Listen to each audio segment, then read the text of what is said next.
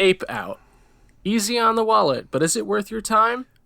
We trash the camp in order to find out here on Broke and Gaming.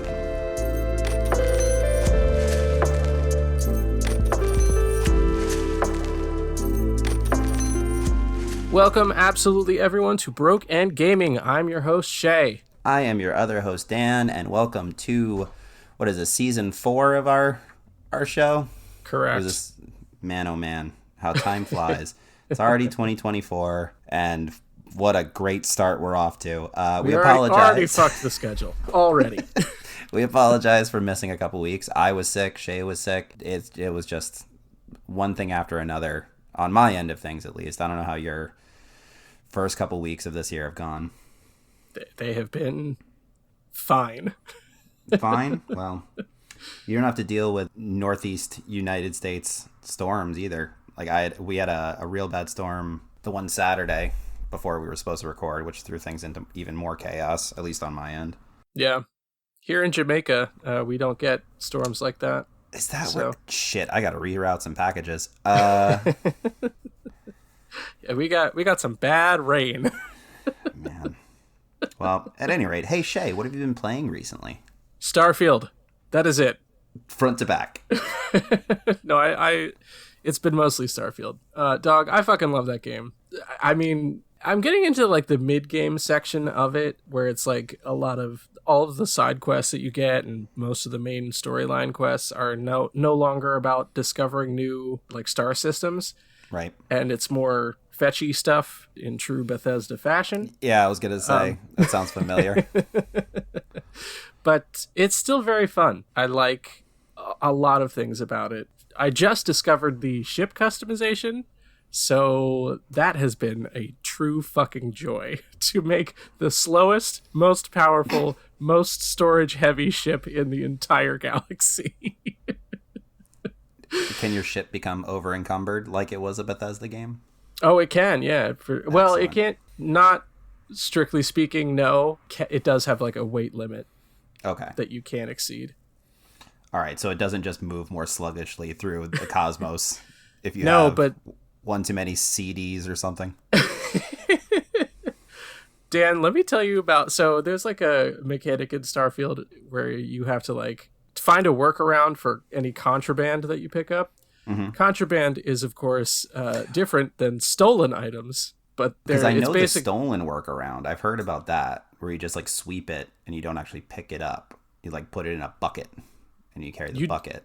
You don't need to worry about stolen shit. They don't care about stolen shit. Really? If you steal shit? Yeah. Fucking... I mean, I don't know about stealing it itself. I've never been caught stealing, so it doesn't matter to me. But when you arrive into like quote-unquote controlled systems, they scan your ship. And if you have contraband on it, you have to either turn it over or fight an entire naval fleet. Jesus. To get to the planet to sell it, unless you go to a place called the Den, which is a handy little area that doesn't scan you, and you can move your contraband. But they truly do not care about stolen items as far as scanning your ship is concerned. Fair. So what's classified as contraband? So basically it's just, if you have like there's like random encounters throughout the galaxy where you can clear out a space station or an abandoned space station, or like raid a pirate headquarters or something like that. But there are like unique items. For example, I believe the contraband that I just managed to sell was stolen artwork and robot parts, I believe. Or no, mech parts, because mech suits are outlawed in the game. Oh, okay. Yeah. So there's like specific items in game that are considered contraband. They have their own symbolic designation and everything. And if you have any of those items either on your person, your party, a container on your ship, or in the cargo hold of the ship, when you get scanned upon entering a controlled system, you will be asked about that. Interesting. So I had to find a way to carry so much contraband and also find a place to sell it, which was a fun little adventure. But yeah, like I said, I'm getting into the mid game kind of, and it's getting a little fetch questy, but I'm still enjoying it a lot. So Right on. that's good. I've also been playing a little bit of Oblivion. I think if it didn't look so fucking ugly, I think it might be better than Skyrim. Yeah, and we did kind of discuss this earlier in a previous episode, and I think the storyline is just stronger overall. Yeah. I still like how varied the landscape is compared to all of Skyrim. The for the one most part. slushy road That's that right. is Skyrim. Yeah. This is the one that they've hung their hat on, like as the longest period of time between games, not counting Elder Scrolls Online. Like, yeah, I think Oblivion is just a stronger all around game. But Yeah. it is butt ugly. That was when they hadn't really figured out face mapping, because like I still feel that New Vegas is the strongest Fallout, and it kind of suffers from the same thing. Yeah. Like the faces are not good. It looks very era specific. Yeah, For sure. absolutely. Yeah. Because I agree with you. I think New Vegas is also the strongest Fallout game. At least of this era. I can't speak to the Sure. the old top down ones. Yeah. From the dog days of video gaming. Yep. But how about you, Dan? What have you been playing? Ooh, all Lost Judgment all the time. Yeah. I think we've had very similar holiday season type things where it's like we're just gonna blast through what we're already playing. So where we last left off, I do know who killed that teacher. I know why they killed the teacher. I know all the accomplices as to how they accomplished killing that teacher. Dog, let me tell you real quick. I forgot that's where you were at the last time we talked about this game. And to be refreshed on that dumbass storyline is so fun for me. I will say, like, all things considered, it's actually very, very well written in terms of why everything happened in the way that it happened. Sure. That said, I'm not really concerning myself with that because there's 800,000 types of mini games in this fucking thing, much like every Yakuza game, and that is what I have been doing for the most part. There's a full boxing mini game, like really well programmed and put together boxing mini game. There's a skateboard thing that's not great, like the actual trick thing, but the races on the skateboards is fun. Yeah. Do you know the motorcycle mini game in Final Fantasy VII? No, I don't. Okay. There's this thing where Cloud like has to swing. Oh, yeah. I'm sorry. Yeah, yes, yeah. I do. And they brought that back for the remaster or the remake. It's basically that, but I'm on a fucking moped against these biker gangs with like giant fucking Harley type things with fucking love that, dude. That are shooting at me with a bazooka. Crazy. There are VR games to play, like VR board games, which that was a carryover from the last Judgment. A rhythm game that is very bad, but has an interesting story. Like, there's so much. There's a fully functioning RC, like, versus type game with the Robotics Club that is so much fun. So that is what I've been doing. Does the whole game take place at this school? It takes place in a Jincho, which is where Yakuza 7 Like a Dragon took place. I can go back and forth at will to Kamurocho, but there's not really a lot going on there, like no mini games, for example. So yeah, it is for the most part just Ijincho that you're spending a ton of time in. And a couple of the mini games, but not all of them, revolve around the different... Like, I'm now an advisor to 7 different school clubs, which makes no fucking sense. Is there like an affinity chart that you have to build? Yeah, 100% to become there an is. Advisor. That's no. Well, no. Not to be effective. Yes, not to become that. Like, that's just story progression. Like, I became the advisor to the Mystery Club, and the president of the Mystery Club is like, hey, I need you to infiltrate the Photography Club. I think there's something fishy going on. And then there's that thing, and there's mini games related to that. Then there's the Dance Club and the Video Game Club. I had to play a fully functioning version of Virtua Fighter 5 in order to progress through this. Like, I had to beat people in a fully realized and rendered version of Virtua Fighter 5. Dude, these games are so fucking batshit crazy. I love it. It's so good. much. 8 is coming out very soon, and I'm very stoked about it. I don't do a lot of day one purchases. I don't think this will be one either. I don't know why I'm even saying it like that, but like I'm very excited to play it. Yeah. And like the actual stakes in the game have gone up so much because the teacher that I was working with in order to figure out who killed this student teacher also got murdered. And I'm like, Love it. yeah, but like these bullies want to take over the skate park, so I gotta do this real quick. We'll worry about that later.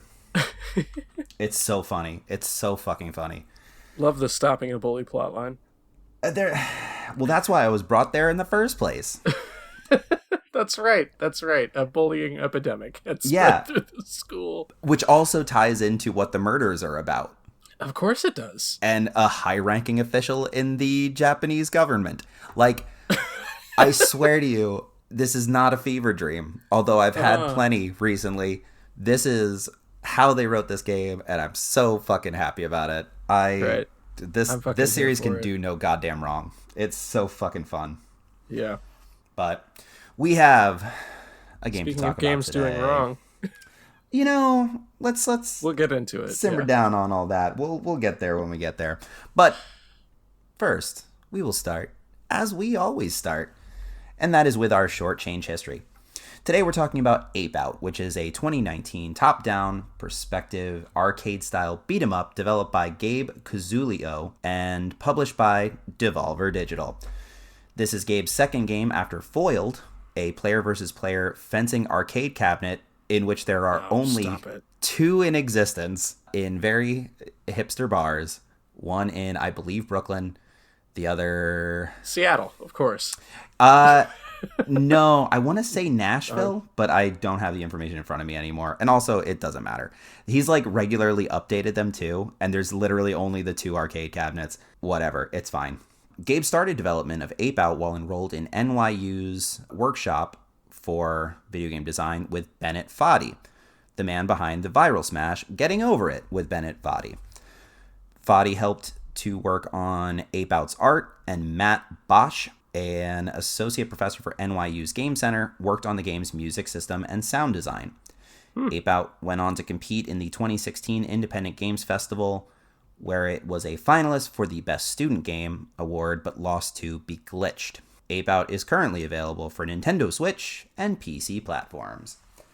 Shea, for the first time here in 2024, would you like to tell us what this game is actually about? I'll do it, Dan, but I'm not happy about it. In Ape Out, you play as a test subject ape who smashes through its display case and goes on a rampage trying to escape by killing all the guards and smashing shit up. That's it. That is it. Yeah. Also, just real quick, the other location for Foiled is in Charlotte, North Carolina. Ah, so close. What did I say? Yeah. Nashville. That's pretty close. Yeah. It's a state over. Yeah, whatever.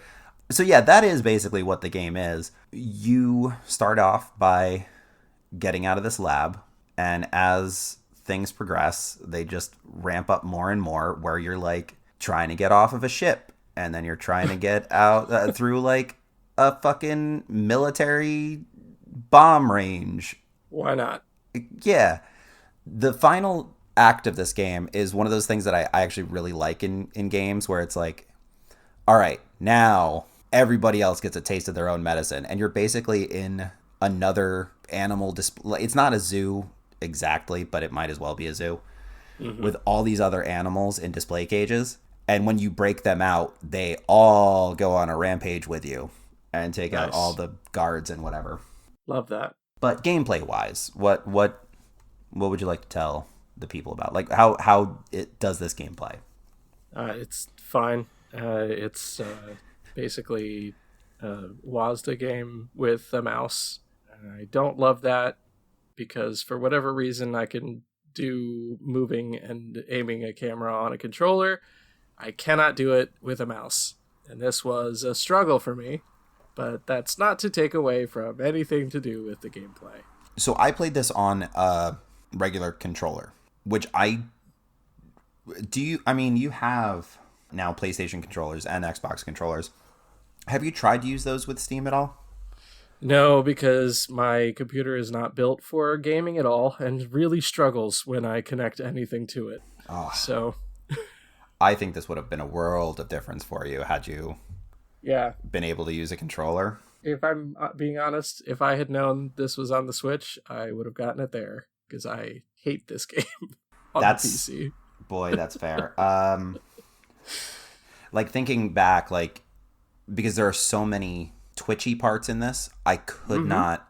I mean, I don't have a mouse for the laptop that I use for gaming ever. I thought you got a mouse. Well, I have a mouse for my work computer. And then never the twain shall meet, of course. I mean, yeah, exactly. I could use that, I suppose, but like, I so rarely play on the laptop anyway. Yeah. Unless most of the time when we're covering something that involves Lex is when I end up using my laptop for anything. But yeah, a controller is a huge, huge, huge benefit here. There are so many tight spaces, very reactive portions that I could not do this WASD style. Yeah. Oh man. Yeah, we clearly had very different experiences, which I'm sure will be reflected in our scores. Without getting into too much of the pros and cons aspect of this, how'd you feel about the soundtrack? It was good, don't get me wrong, but that was very much like the thing about this game. Yep. And it's like, then I don't fucking know, make it a short film or something. You know what I mean? Like, I don't need to play this for you to show off that you matched up all the hits with a drum beat or whatever, you know? Yeah, a cymbal crash or yeah. Make it a one of the segments in the fucking Fantasia movie, you know? It did have that feeling sort of now that you mention it. I mean, I do appreciate that kind of thing where they make it feel like what you're doing is part of the soundtrack, even if it really isn't. Yeah. You're basically manipulating sound with your actions, which isn't the same, but it has the same sort of effect. So I do like when games do that, and I thought this was done in a very effective way. So the actual gameplay is, as this huge gorilla, you just kind of shove enemies at walls and they explode. Yep. And so it'll be like a drum hit when you actually make connection, and then when they hit the wall and just blood spatter, it does a cymbal crash. So like visuals match up to the sound really well in a very morbid sort of way. Yeah.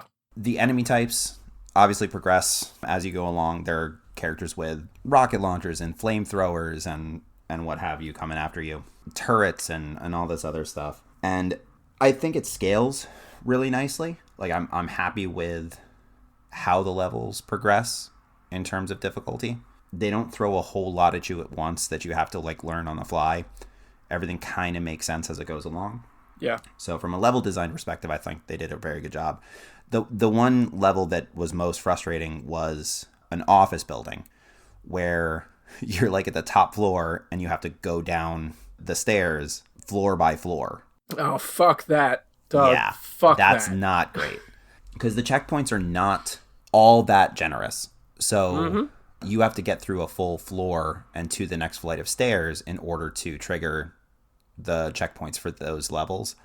Yeah. And you've got like SWAT type dudes like swinging through the windows at you with machine guns and whatever. Yeah, it's just that level can fuck right off. But otherwise, like I did have a lot of fun with a lot of these stages. The cargo ship was more fun than I thought it would be because you can kind of hide out in the cargo containers and like create your own shortcuts and stuff. Yeah. But man, playing with a fucking mouse would be so brutal. I feel terrible about that for you at this point. I do too. Well, let's get into pros and cons then. Yeah, let's do it. You mentioned this one already, so I'm going to hop on it as my first con here, but the checkpoints are not nearly good enough. I don't know, man. Like, because it's also got like a light rogue aspect to it where it's not the same sequence every time. Like you can't learn patterns. It's all randomized how these these characters are going to come at you. Yeah, I feel like you're not really learning anything as you go, and if like your only mechanics are grab or punch, then like you need to have some fucking pattern recognition shit in there. A little bit. You know what I mean? Yeah. Because you're really not that adaptive as a character. And so to like make your game not very adaptive is not, I don't know, it just didn't go well together for me. Right. So having those checkpoints closer together or be able to kind of learn from your deaths is kind of a must in this type of game for me. Yeah. I had times where I would respawn and die immediately. Because dude with a shotgun was right in my fucking face. Yeah, it's like when you accidentally save in a game right before you get killed, and you just have to either go back 4 hours or just keep respawning to death. Basically. You know? Yeah. We're going to get into it. Welcome, everybody, to Shea's Corner. First of the year. The hulking mass of this character design does not fit in any of the levels from what I've seen. And that's a problem if it's going to be like a giant maze that you have to get through. You know what I mean? Yeah. It's clunky and awkward, and it's not scaled well, I think. In the early goings, especially. Oh, for sure. It does vary. Like, you're in a full-on jungle at one point where it's very spacious and you're only really worried about trees and shit. But, like, yeah, the office building, the laboratory, certain parts of the ship. I cannot fucking imagine going through an office building as this giant fucking character model. God damn. Weirdly more spacious than the corridors of the lab. I mean, honestly, I believe it. That was awful. Yeah. I wonder, like, to what extent that was a programming choice where, like, in the wider areas, you can get surrounded much easier. When it's the corridors, you kind of have a little bit more cover, but you are correct in that, like, you have to be very precise in your movements to get through these straightaways. Yeah, I don't know. I hadn't really considered that, but you're not wrong. And I guess especially then with doing it with a keyboard and mouse. Let's not even fucking talk about that shit anymore. Yeah. Yeah, that's fair. What do you have, Dan? I love the sound design. That is a pro, yeah. As we've covered. I'm on the fence about the art style itself. Like, super hyper stylized in... I mean, I'm not, but we'll get there. Yeah. But, like, stark contrasting colors. I mean, it's you could basically do this in black and white and it wouldn't really change anything. But, like, everything is clear as to what they're supposed to be. If an enemy approaches you, you can tell, even from the minimal design of them, what kind of weapon they're holding, what kind of threat they pose. Which is, it's clever. Like, as simplistic as these things are, you kind of know at milliseconds notice what you need to do with them, which just kind of adds to the twitchiness of everything. Yeah. So I guess that's more character design than art design. The art design is fine. The character design is pretty strong for what it is. Sure. A pro that I do have for this, I do like the kind of fog of war bit that you have in the game where, like, structures, because it's like top down kind of a view, you like can't see around shit. I do like that in this game. I wish they would tweak it so that as you progress, like, to places you've been, you can still see them rather than them getting cut off. I'm sure that that's a like programming limitation rather than a stylistic choice, but I do like that idea being in the game. Yeah, I agree with that. Yeah. Huge con with this game, and Dan, correct me if I'm wrong, but huge con is that you only have grab and punch the whole game. No, that's it. That's really it. Yeah. You can kind of take either shields away from the shielded characters, use characters as a human shield. Very satisfying, by the way. Very much so. Yeah. I don't know if this counts as quite as a pro, but that's very satisfying. To use another guy with a gun to get shot by somebody else with a gun in this game, very satisfying. 100%. I do believe that. But no, that is it for controls. And you're a gorilla. You're not an intelligent gorilla. You're not a hyper intelligent gorilla. You are just an entity trying to escape the circumstances that it's in. So that is all you can do throughout the course. Like you don't gain other abilities as you go along.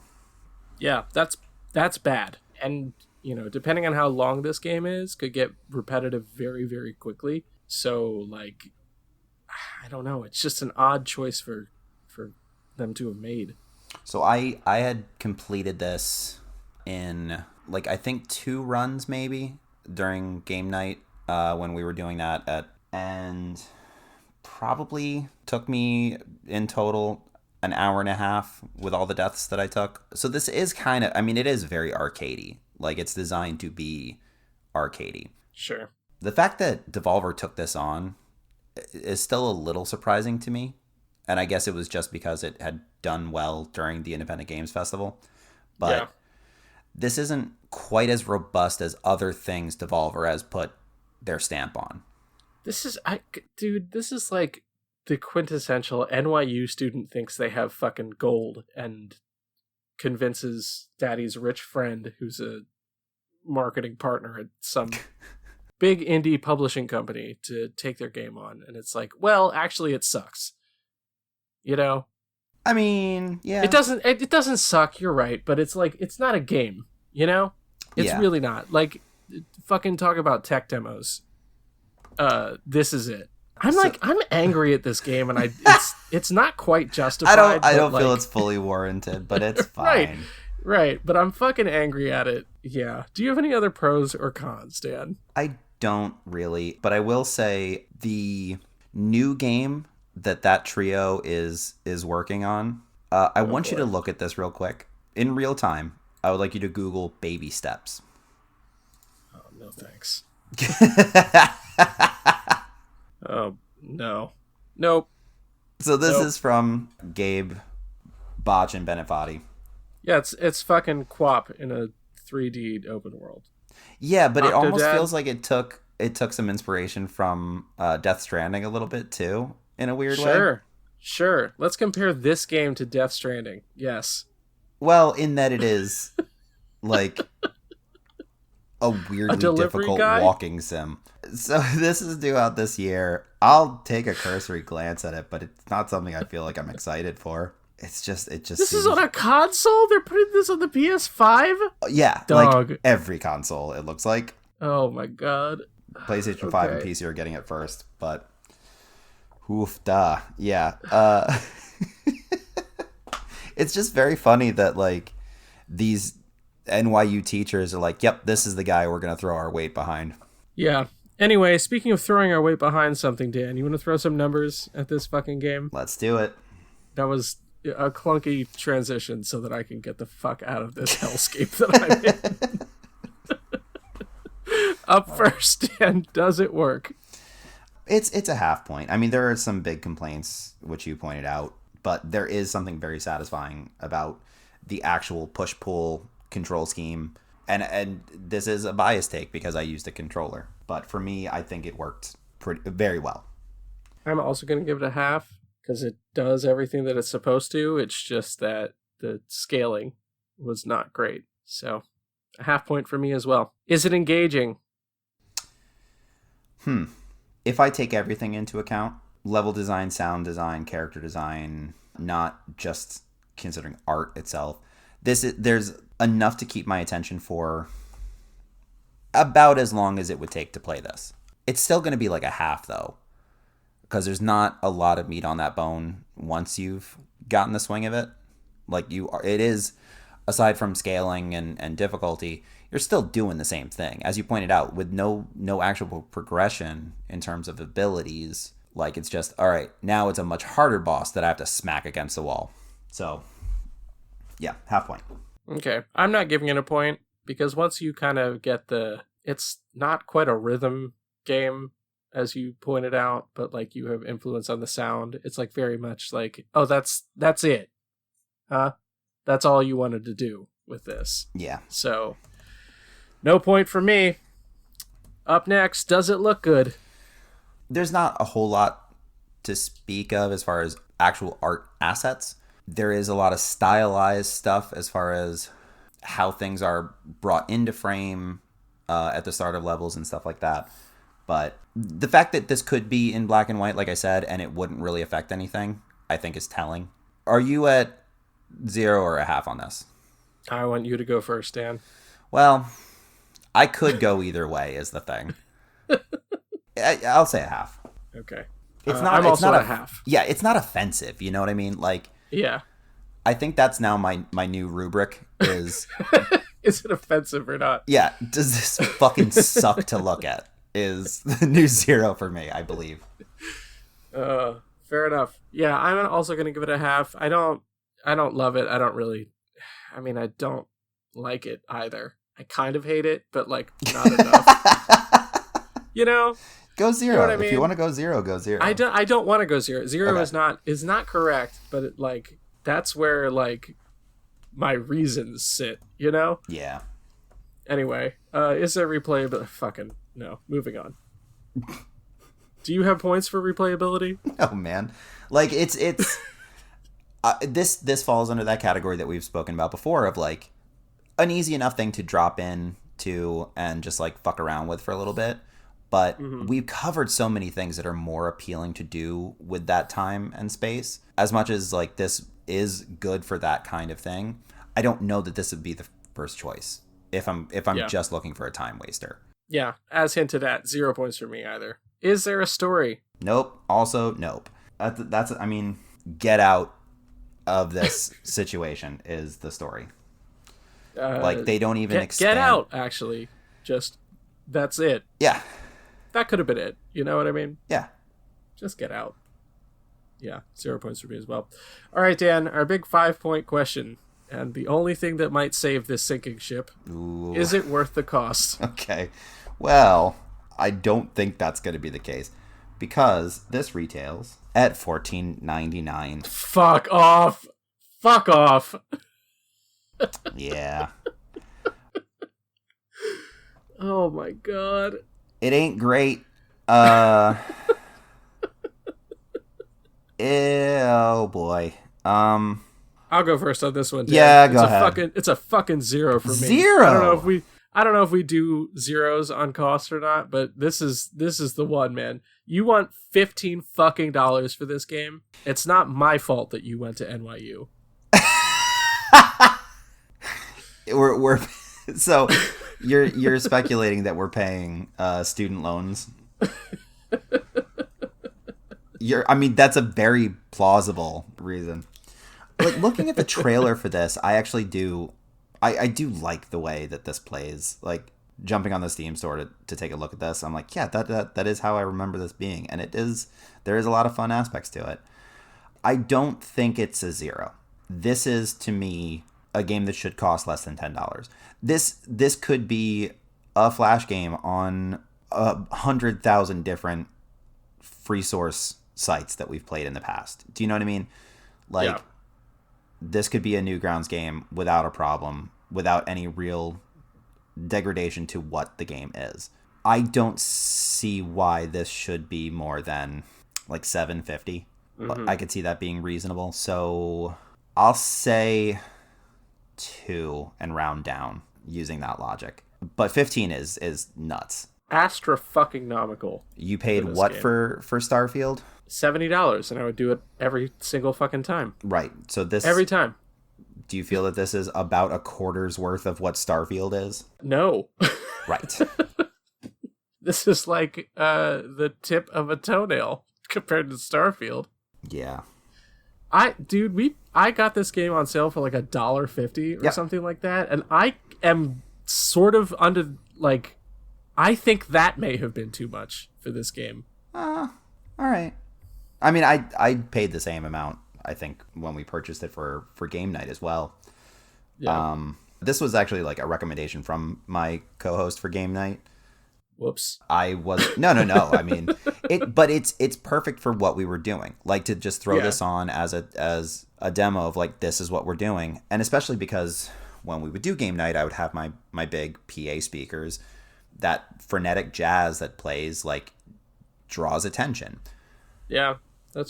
As a sitting at home by yourself on a laptop kind of game, I don't think this is good for that. Yeah. That's why it is more of an arcade experience sort of thing, I feel. I'll fucking put a quarter in a machine and play this for sure. Like, I think that's about where I'm at with this. But let's see. That's going to bring our totals. Oh, boy. That's a 3.5 from me. A 1 point from Shea. Yep. That is one of the rougher scores we've had in a while. I mean, I feel like I already know the answer to this question, but total notwithstanding, is this something you would recommend under any circumstances? Specifically for game night, I think. Yeah, I think that's probably fine. If you can get it for that like $1.50 sale. That's it. We kind of did this as a, take 3 runs and then pass the controller kind of thing, and I think that is perfect for what this is. Yeah. Yeah, this isn't a good standalone experience, I don't think. And I feel bad about that because it does have its merits. It's I don't know. I feel like it kind of has the same problem that the Artful Escape did, where it was like, this is our trick, and it's not strong enough to have made a game out of it. Yeah, I guess that's fair. All right, anyway. Well, hey, Shea, you want to play a game? Dan, send your villagers against your neighbors in an effort to secure the most profitable land. I would love to play a game. All right. What's that? That was a vague ass description for a game called Valbara, which is kind of cool, but I just don't really know it that well yet. Yeah, that seemed. I'm curious for sure. Yeah, no, it's like it's fun, but like I couldn't tell you what I was doing. I'm just flipping cards, Yeah. Yeah. All right. Well, so Shea, what the fuck do critics know anyway? Bunch of blowhards getting paid to give their opinions on art as though their word means anything. Not like us, the grassroots enthusiasts, not making a fucking dime. Whatever, I guess. Today, we're going to be doing a little bit of a recap on the games that came out in 2023 and see what these chumps had to say.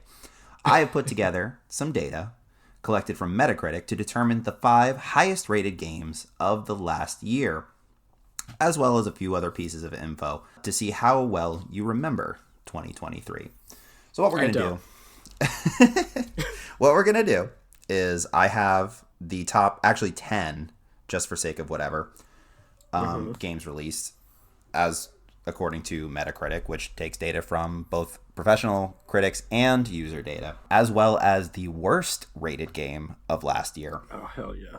So we're only going to worry about the top 5. And also, we're going to see if you can recall what won Game of the Year from the Video Game Awards. So what we'll do is we'll just do like shot in the dark stuff at first. And then if you can get any of them on the first try of those top 5, I'll give you 2 points. And then I'll give you some hints as to what is on that list. We'll do the other 2 parts separately. We'll just worry about the top 5 for now. Okay. Fuck, man. 5 games that came out this year? Yeah. Tears of the Kingdom did that come out this year, or did that come out Thanksgiving last year? And when I say this year, I am, of course, referring to 2023. Yeah. Let's put together a provisionary list of 5. Yeah. Tears of the Kingdom. Okay. Did God of War Ragnarok come out this year? That was 2022, I believe. Okay. Well, those are my 2. So. Okay. Did Super Mario RPG? It's got to be one of them, right? The remake? Was it a remake? God damn. Super Mario RPG was a remake of an SNES game. Oh, shit. But yeah, that dropped fourth quarter 2023, I believe. Okay. Starfield. Sure. I fucking hope so, man. Otherwise, we need to get our shit together as a community. Did Spider-Man 2 come out this year? It sure did. And that one? Okay. Gamers fucking cum in their pants for that game. I guess we'll find out. Huh? Don't worry, I'm cutting that gross fucking sentence that nope, I just... you better not. Okay, so what do I have? I have Tears of the Kingdom, Starfield, Spider-Man 2. RPG. I mean, You're on the fence about that one? I'm gonna put that one on there because I don't know that I could tell you two other games that came out this year. Far Cry 6 was 2022. Yes. It better not be some dumb bullshit like Madden or something like that. Madden honestly doesn't ever rate that high anymore. Okay. I think it has... Because it can't get hands right. We've covered this previously a little bit in terms of like what some of the highest of all time have been. What's the Call of Duty game that is out? The most Everybody recent... loved Killzone? No, Killzone is a separate franchise. What is it called? Cold War? Black Ops 3, I think. 2? I think Black Ops 2 came out this year. But people fucking love the PvP for that game. The most recent one that came out was Warzone Mobile and Warzone. That's what I was thinking, not Killzone. 2.0. But 2.0 was 22. Modern Warfare 3 is what came out in 23. Wow. All right. Fuck me. Can I leave it blank and wait for the hits? I mean, you sure could. This is just for 2. I mean, is there anything else you can remember that came out in the last year? Dog, like it was Starfield or nothing. It was a hell of a blur. All right. Well, I thought God of War came out this year, so yeah, we're not doing well. Well, okay. So I can give you so far 2 points for Tears of the Kingdom. That was Fuck off.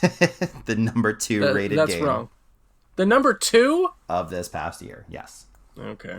So here's what I'll do in terms of hints. The remaining games, one of them is a sequel that people didn't know whether or not it was ever going to come out. One is... Actually, 2 of them are remasters of... I think both are GameCube games initially, and then one is a new entry in a long-running franchise. Okay. I can answer more questions. I'm just setting down a baseline. Sure. A sequel that people didn't think was coming. They didn't know for sure it was ever going to drop. It's probably the more accurate way to put that, I suppose. Oh, God, I fucking know that one. It's not coming to me, but I know that I know that story. 2 remasters. Dog, I couldn't even tell you 2 GameCube games besides... Yeah, I couldn't tell you 2. I know Smash Brothers Melee. Can you think of a franchise that has thrown its full weight into remastering their old entries? Final Fantasy. Did they have a game come out this year? No, you are correct. That is, I mean, they have been throwing their full weight into 7 specifically, but there is, over the last 5 years, they've kind of been working through their old entries and just doing full-blown, top-to-bottom remakes. Remaster, I guess, is not an accurate statement for that. These are remakes. Gotcha. Are they from the same franchise / company? No. Well, fuck. Okay, let's see. One is first party. The other is a very big third party company. One of the biggest.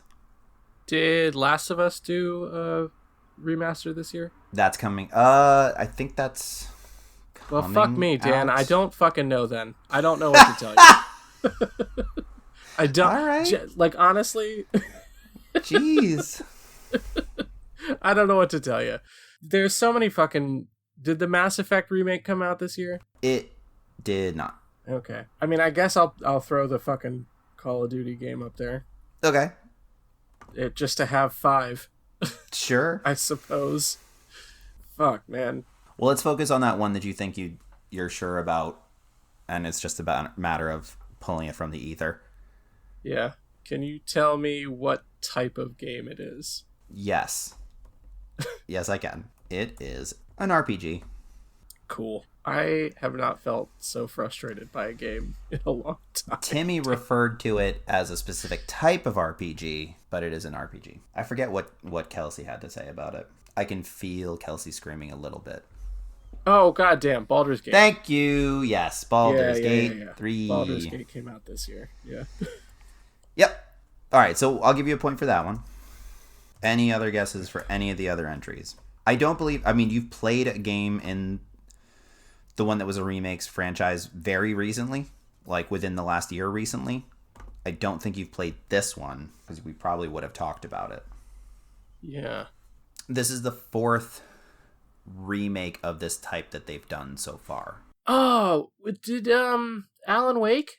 Is that on this list? It's not, but Alan Wake is up there. Alan Wake 2 came out this past year. That is number 20 on the list. Was that a sequel? I genuinely thought that was a remake. I'm sure you're right. They did do a remake for Alan Wake a couple of years ago, but this is like a new entry in the franchise. Hey, Dan, can you tell me the name of the developer that's doing these remasters, or would that give it away? It will 1,000% give it away, but I will agree to that if that would be the last hint. I can tell you that... okay, so that is... Baldur's Gate's number 1. Really? Zelda's number 2. The one that we're discussing right now, we're bargaining over, is number 4. Yeah. Number 3 and number 5 are the same first-party developer. Okay. Oh, is it a Pokemon game?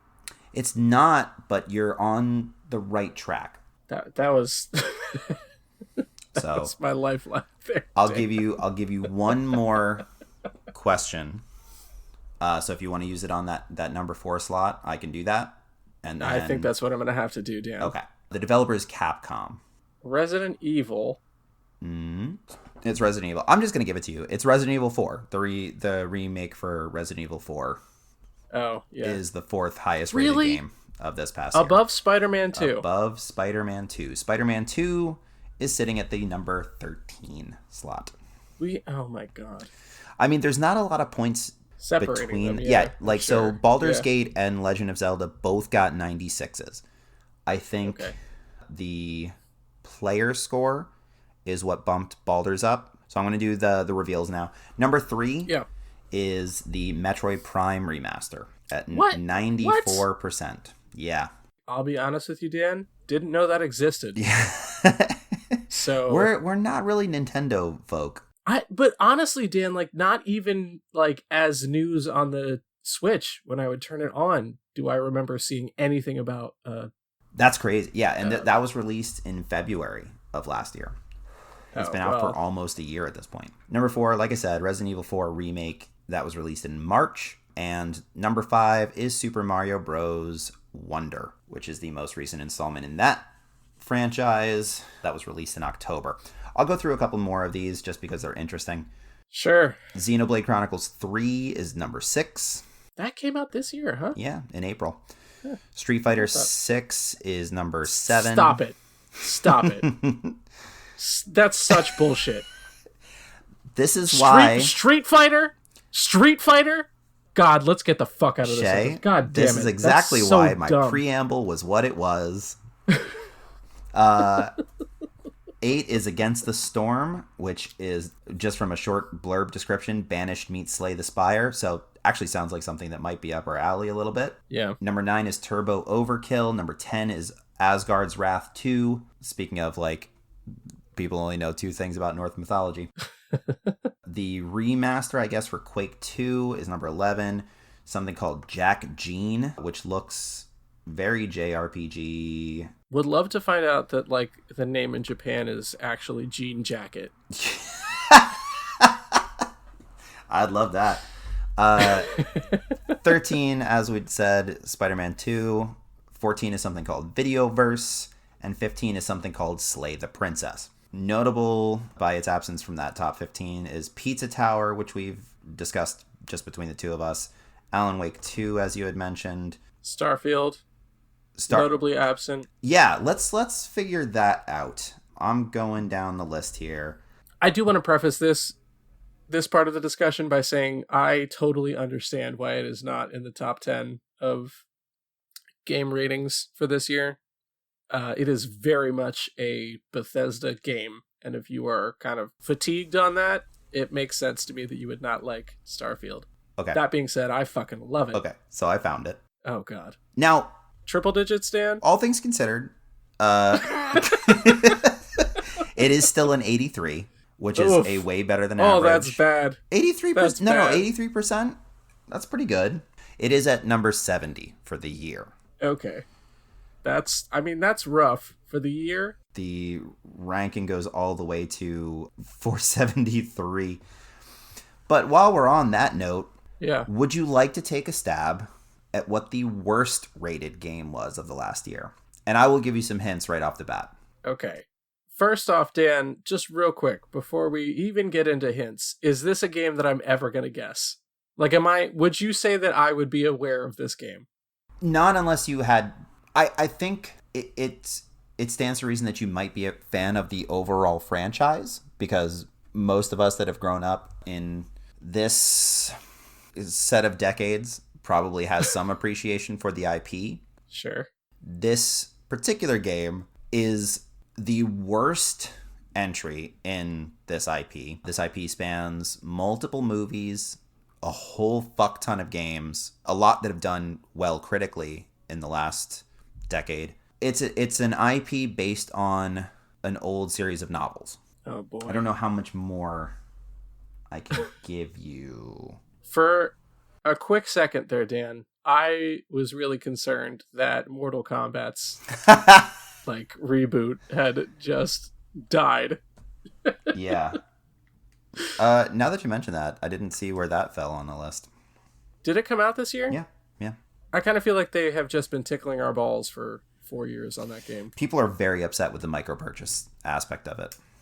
Yeah, dog. We live in 2024. It's gonna have micro purchases. Fuck off.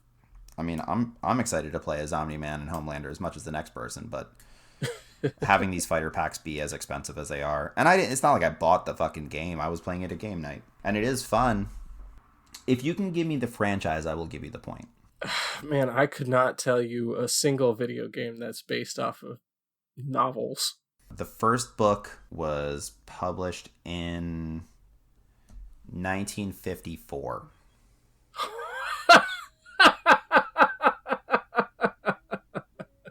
We might as well move on, Dan.